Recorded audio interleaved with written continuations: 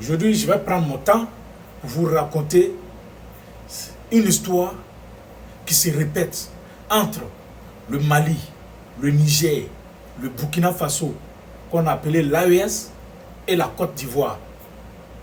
Il y a eu une histoire qui s'est passée en 1987, qui s'est répétée en 2024. Et quand l'histoire se répète, c'est pour que on puisse corriger ce qui n'avait pas marché auparavant. Et pour ceux qui ont mémoire, c'est en quelle année Thomas Sankara avait été tué? Allez-y voir dans vos annales. Thomas Sankara est décédé en 1987. Précisément 15 octobre 1987. Laissez-moi vous dire qu'en 1987, il y avait un général au Niger comme président, il y avait un général au Mali et il y avait le capitaine Thomas Sankara au Burkina Faso.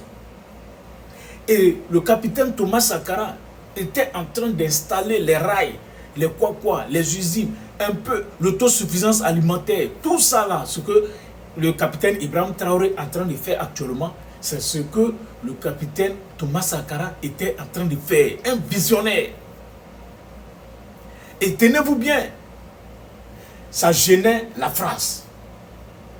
Et en ce moment, en Côte d'Ivoire, il y avait un vieux président qu'on appelait Houphouët-Boigny. Houphouët-Boigny avait 82 ans en 1987. Allez-y voir, hein? Tout ce que je suis en train de vous dire là, allez-y voir. Et c'est par Houphouët-Boigny que les Français sont passés. Ça, je n'ai même pas besoin de vous dire. Voilà, tout le monde le sait. Même toute l'Afrique d'ailleurs. Et donc, ils sont passés par lui pour faire ce qu'ils ont eu à faire à Thomas Sankara. Et le 15 octobre 1987, Thomas Sankara est tombé.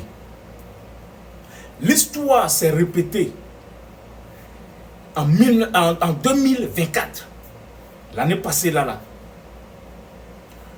Où au Niger, on avait général Tiani. Au Mali, on a encore un officier, Assimi Goïta, le colonel Assimi Goïta, et on a encore un capitaine au Burkina Faso, donc le capitaine président Ibrahim Traoré.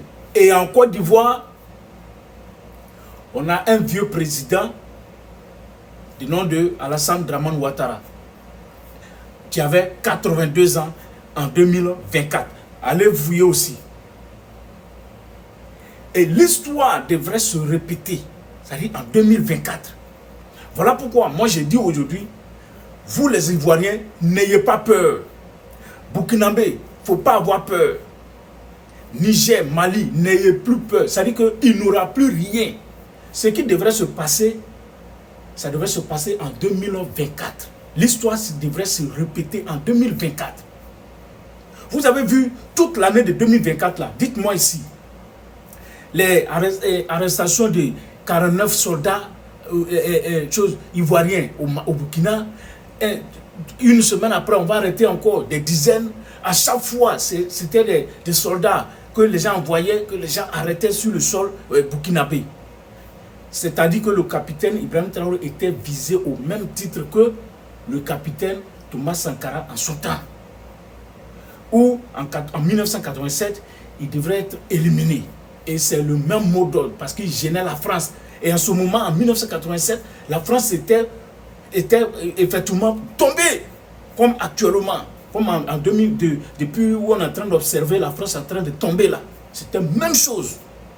Donc, pour ceux qui le savent, à l'issue, il y a eu quoi? Il y a eu dévaluation du CFA pour sauver la France. Et c'est ce qui se passe actuellement, c'est ce qui devrait se passer en 2024, l'année passée là.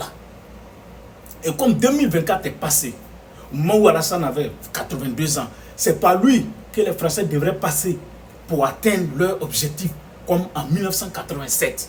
Ils ont tenté à plusieurs reprises, selon ce que les gens vont raconter, mais nous tous on a vu, envoyer 49 soldats sans truc, je ne sais pas, sans mission, sans rien, sur le territoire de quelqu'un, et que même où Pichelik Balé allait leur rendre visite seulement, on arrête Pichelik Balé à Abidjan, on le met en prison.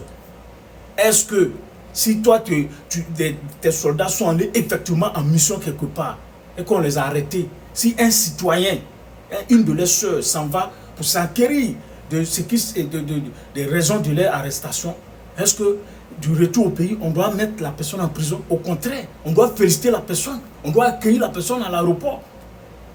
Mais qu'est-ce qui s'est passé? Ils ont arrêté la dame, ils l'ont mis en prison. Alors, c'est pour vous dire que on ne doit plus avoir peur. Même la Côte d'Ivoire, on ne doit plus avoir peur. Moi, je vous dis, à partir de maintenant, là, nous tous, là, notre discours va changer.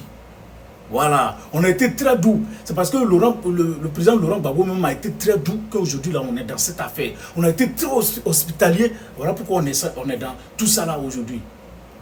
Et donc, à partir d'aujourd'hui, là, si vous voyez que le discours de quelqu'un est en train de changer, le discours de chacun change, si vous voyez que moi, mon discours change, ne soyez pas étonnés.